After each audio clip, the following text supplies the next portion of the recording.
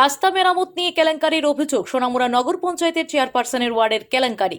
অভিযোগ ৭ নম্বর ওয়ার্ডে সড়কের কাজ না করিয়ে সরকারি তহবিল থেকে প্রায় ৫ লক্ষ টাকা নয়ছয় করা হয়েছে।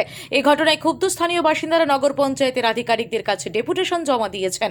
প্রাপ্ত তথ্য অনুযায়ী ২০২৫-২৬ অর্থবর্ষে ৭ নম্বর ওয়ার্ডের জন্য কাজের টেন্ডার ডাকা হয়েছে। সেখানে সোনামুড়া হাসপাতাল রোড থেকে স্বপন দাসের বাড়ি ও নিকটবর্তী মসজিদ পর্যন্ত ব্রিক সোলিং রোড ও ইটের ড্রেন নির্মাণ করার কথা বলা হয়। এই কাজের জন্য বরাদ্দ রাখা হয় ৪,৮৩,৯৮০ টাকা। স্থানীয়দের অভিযোগ, কাগজে কলমে টেন্ডার হলেও বাস্তবে কোনো সড়কের কাজই হয়নি, অথচ বরাদ্দকৃত টাকা ইতিমধ্যেই তোলা হয়েছে। এই ঘটনার প্রতিবাদে বৃহস্পতিবার ৭ নম্বর ওয়ার্ডের বাসিন্দারা সোনামুড়া নগর পঞ্চায়েতের আধিকারিকের দফতরে গিয়ে ডেপুটেশন দেন। তাদের দাবি, অবিলম্বে কাজ সম্পূর্ণ করতে হবে, এই রাস্তা চলাচলের যোগ্য করে দিতে হবে, কেননা তাদের এই রাস্তা দিয়ে চলাচলের ভীষণ কষ্ট হচ্ছে।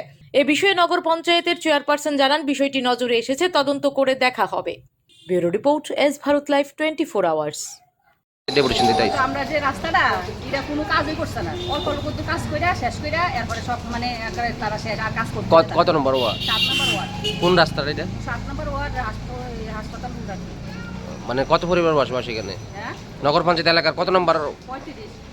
কি সমস্যা হইতেছে রাস্তাটা? সমস্যা জলের লেগে আমরা হাঁটতে পারতেছি না, আমার ফুল হয়নের বাচ্চা কষ্ট হইতেছে, পড়াশোনা ঠিক মতন মানে যাইতে হাঁটতে অসুবিধা হইতেছে।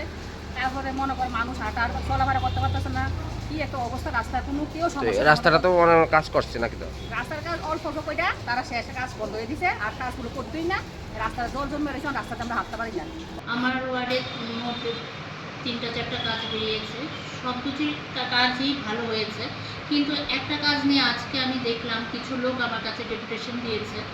সেই কাজটা আমি দেখছি, এটা তো অ্যাকচুয়ালি কাজ তো আমরা বার করে দিই, তারপর কন্ট্রাক্টর এবং ইঞ্জিনিয়ার দেখে সাবজেক্টটা।